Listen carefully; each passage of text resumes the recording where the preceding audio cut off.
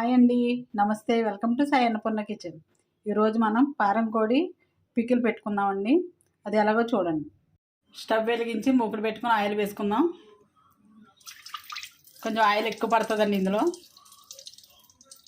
Oil వేడైన తర్వాత ఈ చికెన్ వేసుకుని వేయించుకోవాలండి. ఇందులో కొంచెం పసుపు కూడా వేసుకోవాలండి. అలాగే 2 స్పూన్ల సాల్ట్ కూడా వేసుకుందాం. బాగా కలుపుకొని బాగా వేయించుకోవాలండి. ఇలా చికెన్ బాగా వేగిపోయిన తర్వాత అల్లం వెల్లుల్లి పేస్ట్ వేయాలండి. వేసిన తర్వాత బాగా కలుపుకోవాలి. అల్లం వెల్లుల్లి పేస్ట్ కూడా కలిపేసిన తర్వాత దాల్చిన చెక్క పౌడర్ ఉంటుంది కదండి, ఇలా పౌడర్ చేసుకొని వేసుకోవాలండి.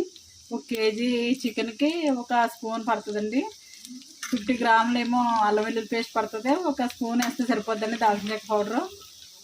దాల్చిన చెక్క పౌడర్ వేసిన తర్వాత యాలక్కాయలు, లవంగాలు, మరాఠీ మొగ్గ, స్టార్ ఫ్లవర్, ఇవన్నీ ధనియాలు, జీలకర్ర ఇవన్నీ పౌడర్ కొట్టుకోవాలండి. ఇలాగా ఈ గసగసాలు కూడా వేసుకొని మొత్తం పౌడర్ కొట్టుకోవాలి. ఈ పౌడర్ని ఇందులో వేసేసుకుందామండి. ఇలా కలుపుకొని వేయించుకున్న తర్వాత కారం కూడా వేసుకోవాలండి. ఈ కారం ఆవకాయ కొట్టించుకున్న కారం అండి, ఆవకాయ కారం. ఈ కారం కూడా వేసేసుకుందాం. 1 కప్పు కారం వేసాం కదండి ఆల్రెడీ, ఇంకో కప్పు కూడా వేద్దాం. ఇలా 2 కప్పులు కారం పడుతుందండి ఇందులో 1 కేజీ చికెన్కి. కావాలంటే ఇంకా కొంచెం కారం కూడా వేసుకోవచ్చు. ఎక్కువ తినేవాళ్ళు కొంచెం కారం వేసుకోవచ్చు. నాకు 2 కప్పులు కారం సరిపోయిందండి. ఇలా బాగా కలుపుకొని వేయించుకున్న తర్వాత దగ్గర పడిపోయింది కదా, ఇది స్టవ్ ఆఫ్ చేసుకొని చల్లారి పెట్టుకోవాలండి. చల్లారిన తర్వాతే మనం పులుపు కలుపుకోవాలి ఇందులోకి.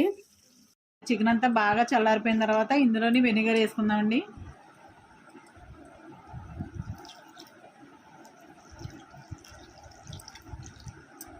వేసుకొని బాగా కలుపుకోవాలి.